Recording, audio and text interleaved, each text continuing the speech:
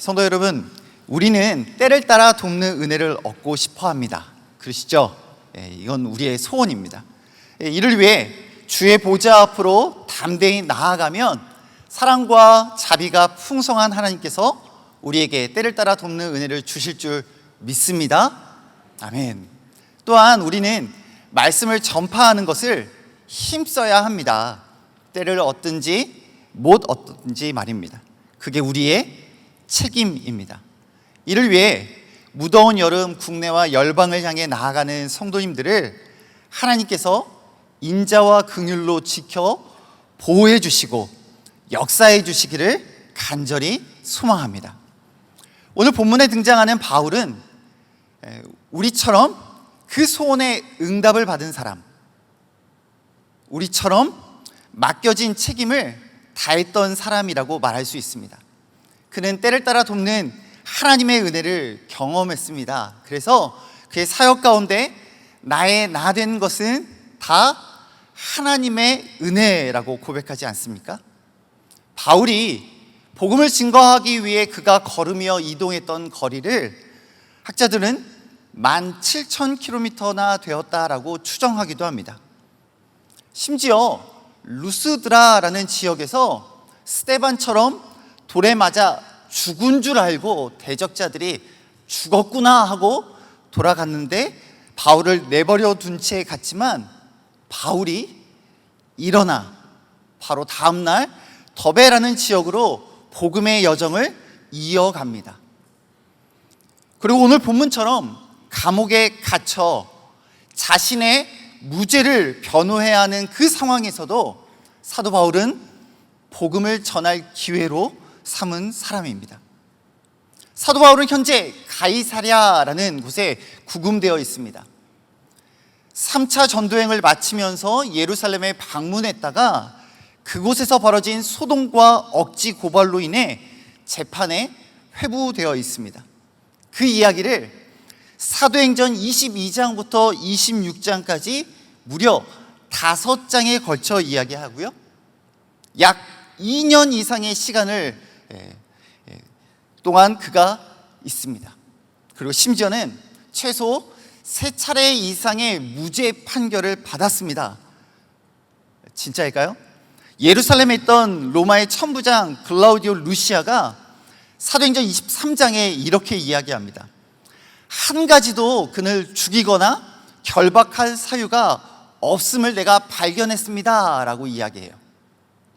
또 가이사랴에 있는 총독 벨릭스에게 그가 보내지는데 메시지 성경에는 이렇게 24장 22절을 이렇게 이야기합니다. 벨릭스는 주저했다. 그는 보기보다 이 도에, 이 복음에, 이 믿음에 대해 훨씬 많이 알고 있어서 바로 그 자리에서 사건을 종결 지을 수도 있었다. 그러나 정치적으로 가장 좋은 수가 무엇인지 확신하지 못해 시간을 끌었다라고 이야기합니다. 시간이 지나 후임 총독 베스도 2년의 시간이 지났습니다. 사도행전 25장에 베스도는 이렇게 이야기하는데요, 우리 한번 같이 읽어볼까요? 시작. 내가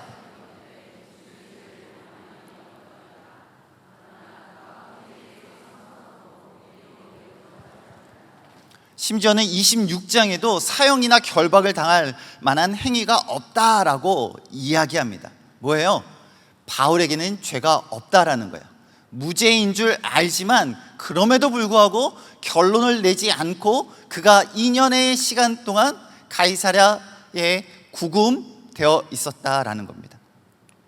그는 분명 무죄였지만 로마에서도 하나님의 일을 증언하기 위해 그가 노래 불렀던 것처럼 가이사에게도 전해야 되겠다라는 그 말처럼 사도 바울은 지금 그 자리에 머물러 있어야만 했습니다. 그 자리는 은혜 받는 자리이며 어떤 은혜요? 때를 따라 돕는 은혜예요. 그 자리는 사명의 자리였습니다. 우리도 은혜 받아야 하는 자리, 사명을 지켜야 하는 그 자리에 있음을 기억하실 수 있기를 바랍니다.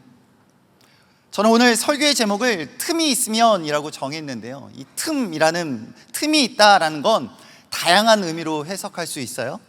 기회, 여유, 그리고 번역된 헬라어처럼 카이로스라고 말하는데, 공간과 관계의 사이에서의 틈이라는 건 좀 멀어졌다, 떨어져 있다라는 것을 의미할 수 있겠고요.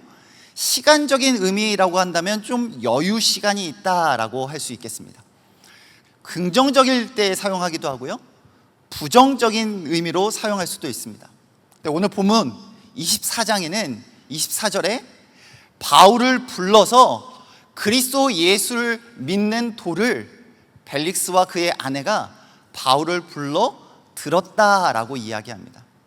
그래서 25절에 그리스도 예수를 믿는 도가 무엇인지 바울이 강론했는데, 하나님의 말씀, 그리스도를 믿는 믿음이 무엇인지 듣고도 벨릭스가 이렇게 이야기합니다. 두려워하여 대답하되, 우리 25절 후반부를 같이 읽어보겠습니다. 시작. 지금은 가라. 내가 틈이 있으면 너를 부르리라 하고. 구금 상태의 바울이 벨릭스의 부름 앞에 와서 대화를 합니다. 그리스도 예수를 믿는 믿음이 무엇인지 그에게 전하는데요, 벨릭스 총독은 지금은 틈이 없으니 틈이 생기면 생각해 보겠다라고 결단하고 따라야 하는 그 순간에 회피해 버렸다라는 거예요. 그런데 이 만남이 한 번만이 아니었습니다. 오늘 본문 24장 26절에는 바울에게서 돈을 받을까 바라는 거로 더 자주 불러 같이 이야기했다라고 이야기합니다. 여러 번 만났지만 벨릭스는 끝까지 스스로 틈을 막아버렸습니다. 돈에 관심이 가득하다 보니 그리스도를 믿는 바른 믿음에 대해서는 들을 귀가 없었습니다. 말씀을 받아들일 만한 마음도 없었고, 말씀을 듣지 않으니 삶의 변화를 일으킬 수 있는 능력도 그에게는 생길 수 없었던 것입니다. 그런데요, 바울은 그리스도를 믿는 그 믿음을 가지고 현재의 고난을 지나가고 있습니다. 성도 여러분, 삶의 고난으로 말미암아 오늘 하나님과의 관계에 틈이 생기지는 않으셨습니까? 과거의 상처로, 실패로 인해 나를 잊어버리고 여러 감정의 소용돌이 속에 표류하고 계십니까? 내일에 대한 염려와 두려움 때문에 지금 분주하게 움직이면서도 향방 없이 달려가고 있지는 않으십니까? 신앙의 기초, 믿음의 뿌리가 연약하여 믿는 줄 알았는데 회의와 의심을 반복하며 흔들리고, 내가 믿는 믿음을 설명할 기회가 주어질지라도 무슨 말을 해야 할지 몰라 머뭇거리고 계시다면, 오늘 이 말씀을 통해 답을 저와 여러분이 찾아보고자 합니다. 사도 바울이 강론했던 예수 그리스도를 믿는 믿음은 무엇일까요? 우리 지구촌 공동체가 해외와 국내 100여 개 팀으로 나아가 전해야 될 예수 그리스도를 믿는 믿음은 무엇일까요? 아니, 우리의 현재의 고난을 지나가기 위해 우리에게 필요한 예수 그리스도를 믿는 믿음은 무엇일까요? 첫 번째로 그것은 옷을 갈아입었다라는 것을 믿어야 합니다. 오늘 25절 우리 한번 다시 읽겠습니다. 바울이 의와 절제와 장차 오는 심판을 강론하니 벨릭스가 두려워하여 대답하되, 지금은 가라. 내가 틈이 있으면 너를 부르리라 하고. 선교지에서요, K컬처의 영향 때문인지 옷의 아름다움 때문인지 한복 입고 사진을 찍는 프로그램을 운영하면 관심도가 꽤 높습니다. 좋습니다. 그래서 저희는 올해도 준비했습니다. 또한 선교팀마다 해외를 방문하면서 단체 티를 맞춰 입기도 하죠. 그런데 복음을 자유롭게 전할 수 없는 지역에 가서는 말로 전할 수 없으니 복음 팔찌의 순서대로 매일 색깔 옷을 입고 그 땅을 위해 중보하며 소리내지 못하지만 마음속으로 그들에게 이 복음의 팔찌의 색깔처럼 그들이 들을 수 있기를 마음속으로 외쳤던 적도 있습니다. 이렇듯 옷에 담긴 메시지, 옷에 담긴 이미지는 생각보다 크고 중요합니다. 로마서 3장은 시편을 인용하여 의인은 없는데 하나도 없다라고 기록하죠. 심지어 이사야 64장에는 우리의 의인은 다 더러운 옷과 같다라고 선언도 합니다. 그래서인지 존 버년의 철로역정에서는 이렇게 묘사하는데요, 죄의 무거운 짐을 지고 가던 크리스찬이 십자가 언덕에 도착합니다. 크리스찬이 언덕에 올라 십자가를 바라보는 순간 등에 메고 있었던, 내 힘으로는 결코 내려놓을 수 없었던 그 무거운 짐, 죄의 짐이 풀어집니다. 굴러 떨어졌습니다. 그래서 십자가를 바라보며 그가 감사의 눈물을 흘리고 있을 때 세 명의 천사가 등장합니다. 첫 번째 천사가 크리스찬을 향하여 이렇게 선언합니다. 당신의 모든 죄는 용서받았습니다. 두 번째 천사가 크리스찬이 입고 왔던 낡은 옷을 벗기고 아름다운 새 옷을 입혀줍니다. 그리고 세 번째 천사가 그의 이마에 인, 즉 도장을 찍어주며 가지고 있던 말씀 두루마리를 선물로 줍니다. 이처럼 십자가를 통과한 성도들에게 아름다운 새 옷을 입혀주셨다라고 할 때 그 옷은 바로 의의 옷입니다. 우리 이사야 61장 10절의 말씀 우리 한번 한 목소리로 같이 읽어볼까요? 내가 여호와로 말미암아 크게 기뻐하며 내 영혼이 나의 하나님으로 말미암아 즐거워하리니 이는 그가 구원의 옷을 내게 입히시며 공의의 겉옷을 내게 더하심이 신랑이 사모를 쓰며 신부가 자기 보석으로 단장함 같게 하셨습니다. 이것이 구원의 은혜임을 기억하시길 바랍니다. 의의 옷은 그리스도의 완전한 의로움을 가리킵니다. 성도들은 누더기와도 같은 더러운 자신의 옷을 벗고 이제는 그리스도의 의로 옷 갈아입게 된 것이죠. 하나님과의 관계가 회복되고 이제는 의의 옷을 입고 거룩한 삶을 살아가야 하는 것입니다. 성도 여러분, 하나님은 더 이상 과거의 내 죄악을 기억하지 않으십니다. 나 때문이 아니라 우리가 입은 옷 때문에 우리를 의롭다 여겨 주시는 것이요, 구원의 확신을 붙드시길 바랍니다. 진짜 기억하지 않으실까요? 우리의 생각과 한계 속에 하나님을 가두어서는 안 됩니다. 우리는 서로 용서했다라고 하면서도 사람에게 꼬리표를 붙이고 또 비슷한 행동을 하면 에휴, 그럴 줄 알았어, 제가 어떤 사람인 줄 알아? 라고 말합니다. 또한 이제는 상처를 극복했다라고 하면서도 자라보고 놀란 가슴, 뭘 보며 놀라요?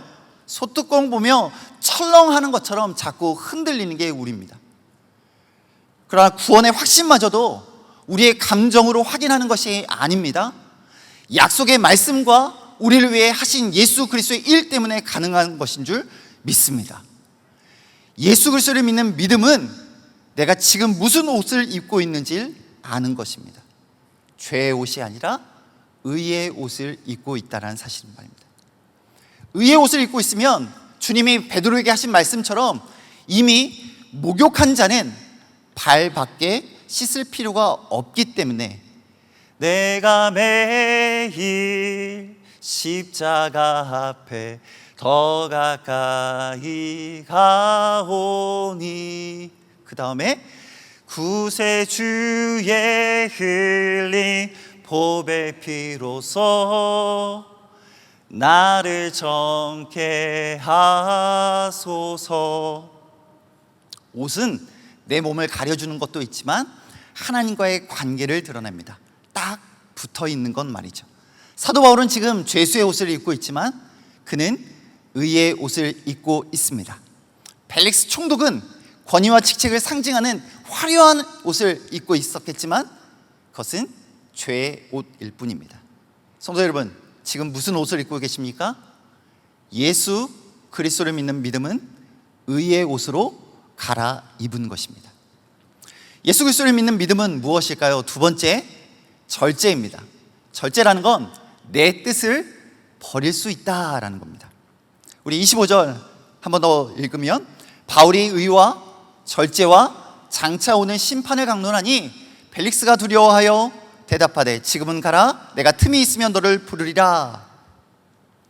절제할 줄 모르는 벨릭스 총독에게 바울은 절제가 바로 예수 그리스도를 믿는 믿음이라고 말합니다.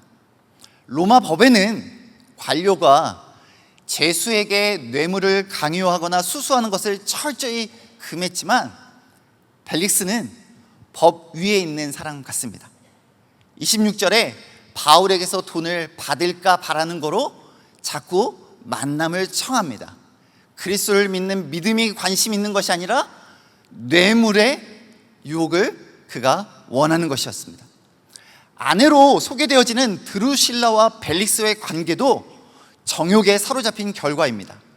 학자들은 원래 16살에 기혼자였던 드루실라의 가정을 벨릭스가 깨뜨리고 자신의 세 번째 아내로 삼았다라고 말합니다. 자신에게 주어진 힘과 권력을 가지고 맡겨진 책임을 다하지 않고 자신만을 위해 마음껏 사용했던 사람이 벨릭스입니다. 그러나 성도는 어떤 사람입니까? 나에게 주어진 은사, 재물, 시간, 힘을 주님을 위해, 하나님 나라를 위해 자신의 삶을 드리는 사람 아닙니까? 절제는 절약이나 조절이 아닙니다. 돈을 절약해라, 커피를 줄여라, 게임 시간을 줄여라, 이런 의미가 아닙니다. 최병남 목사님의 신의 성품이라는 책에서 또한 포기랑 절제를 설명하는데요, 포기는 힘이 없어서 하지 못하는 것을 포기라고 한대요. 절제는 힘이 있지만 자발적으로 하지 않는 게 절제라고 합니다. 우리가 왜 절제할 수 있을까요? 주인이 바뀌었기 때문입니다. 내가 내 인생의 주인이 아니라 예수 그리스도가 우리의 주인 되시기 때문입니다. 예수님이 우리의 삶의 주인이 되시면 우리는 성령의 9가지 열매 중에 하나인 절제를 맺을 수 있고 맺어야 합니다. 베드로후서 1장에 하나님의 성품에 닮아가는 사람, 신의 성품에 참여하는 자 가운데 절제하는 사람을 이야기합니다. 우리에게 지극히 큰 약속을 우리에게 주셔서 이 약속으로 말미암아 너희가 정욕 때문에 세상에서 썩어질 것을 피하고 하나님의 성품에 참여하는 자가 되게 하신다라고 베드로 사도는 이야기합니다. 이것은 우리 주님이 우리에게 먼저 보여주셨는데요, 그가 종의 형체를 입어 이 땅에 성육신 하신 것이 절제이죠. 자신의 능력을 제한적으로 사용하면서 예수님은 절제하셨고, 무엇보다 겟세마네 동산에서 내 뜻대로 마옵시고 아버지의 원대로 하옵소서라는 그 기도로 우리에게 보여주셨습니다. 다시 말해 절제는 내 뜻을 버리고 하나님의 다스림, 주 되심을 인정하는 삶입니다. 그래서 성도 여러분, 사도 바울은 고린도전서 10장에서 우리에게 이렇게 교훈합니다.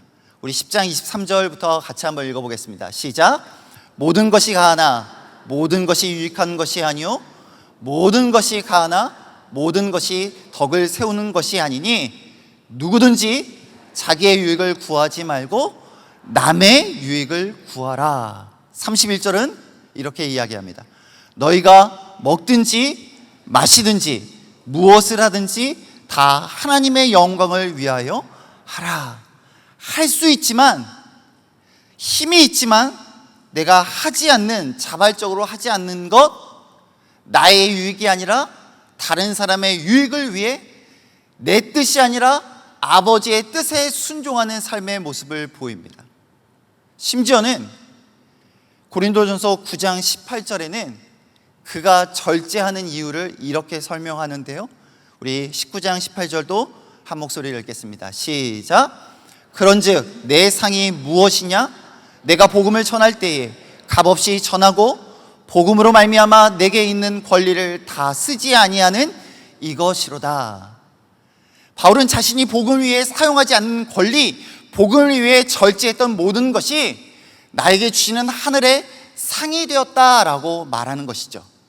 그 상은 아무에게나 주어지는 것이 아니라 절제하는 사람에게 하나님이 나의 주인 되심을 인정하며 순종하는 사람에게 주어진다라는 것을 그가 깨달았습니다.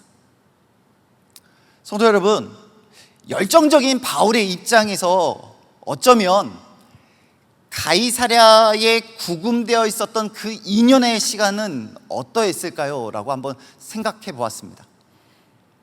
결정이 빨리 나야 하는데, 가이사에게 빨리 가야 하는데, 언제 결정이 날 줄 모르고 나는 지금 무죄인 상황에서 이렇게 속절없이 시간이 보내지는 것, 제가 바울은 아니지만 답답했을 것 같아요. 우리의 말로 표현하면 미치고 팔짝 뛸 일 아니었겠습니까? 빨리 로마에 가서 가이사를 만나고 그에게 복음을 전해야 하는데 여기에 주저앉아 있는 것 같아 답답하고 언제 끝이 날지 몰라. 며칠 후라는 걸 안다면 그래도 버틸 터인데 하루하루 지워가면서 말입니다. 그런데 자신의 스케줄과는 맞지 않았지만 하나님은 결코 실수하지 않으십니다. 믿으십니까? 최종상 선교사님의 바울로부터라는 책에는 여러 학자들의 연구를 통해 옥중서신, 에베소, 빌립보서, 골로새서, 빌레몬서 그 쓴 장소가 로마가 아닌 이 가이사랴로 주장하기도 합니다. 만약 그렇다고 한다면 그곳에서 가이사랴에 있는 동안 감옥에서 오네시모를 만났고 그가 동역자가 되기 그 시간이 필요했을지 모르겠습니다. 어쩌면 쉼없이 달려온 바울에게는 또 다른 쉼과 영혼에 충전하는 시간이 되었을지 모르겠습니다. 어찌됐든 바울에게 그 2년이라는 시간은 하나님의 인도하심은 언제나 옳고 항상 굿 타이밍이었다라는 것을 깨닫는 시간이었습니다. 선교팀으로 나아가는 성도 여러분, 또 국내로 우리의 삶의 복음의 여정을 가는 우리의 삶의 자리마다 무엇을 진행하면서 계획된 대로 되지 않을 때가 있습니다. 근데 그게 우리의 준비 부족 때문이 아니라면 하나님께 맡겨드립시다. 팀 안에서 서로의 생각이나 일의 순서가 조금 다를 수 있습니다. 그런데 누군가의 고집이나 욕심이 아니라고 한다면 고집 피우시면 안 돼요. 고집이나 욕심이 아니라고 한다면 그를 통해 일하시는 하나님을 신뢰하십시다. 저는 로마서 8장 28절의 말씀을 믿습니다. 우리가 알거니와 하나님을 사랑하는 자 곧 그의 뜻대로 부르심을 입은 자들에게는 모든 것이 합력하여 선을 이루느니라. 내 주인 되신 그분이 나를 그냥 내버려 두지 않으십니다. 가장 좋은 길, 가장 완전한 길로 우리를 인도하실 줄 믿습니다. 그러하기에 절제할 수 있습니다. 내 뜻을 버려야 우리를 향하여 베푸시는 하나님의 그 큰 은혜를 누릴 수 있기 때문입니다. 예수를 그리스도로 믿는 사람은 내 뜻을 버리고 절제할 수 있습니다. 내가 할 수 있지만 하나님의 영광을 위해 내 뜻을 버리고 기다리고 맡길 수 있는 것, 그것이 예수를 그리스도로 믿는 믿음인 줄 믿습니다. 마지막으로 사도 바울이 강론했던, 또 복음을 증거하여 나아가는 우리들이 예수 그리스도를 믿는 믿음이 무엇인지, 현재의 고난 가운데 어떻게 그 믿음으로 우리의 삶을 살아가야 할까요? 예수 그리스도를 믿는 믿음은 마지막 세 번째, 장차 오는 심판, 상 주심을 믿고 기다립니다. 우리 마지막으로 25절 한번 같이 읽어볼까요? 시작. 바울이 의와 절제와 장차 오는 심판을 강론하니 벨릭스가 두려워하여 대답하되 지금은 가라, 내가 틈이 있으면 너를 부르리라 하고. 바울은 다메섹 도상에서 부활하신 주님을 만나기 전까지는 한 번도 자신의 방향과 속도가 틀리지 않았다라고 생각했습니다. 충분히 스스로 보기에도 자랑할 만했고 주변에서 바울을 향한 평가에도 그는 자랑할 만했습니다.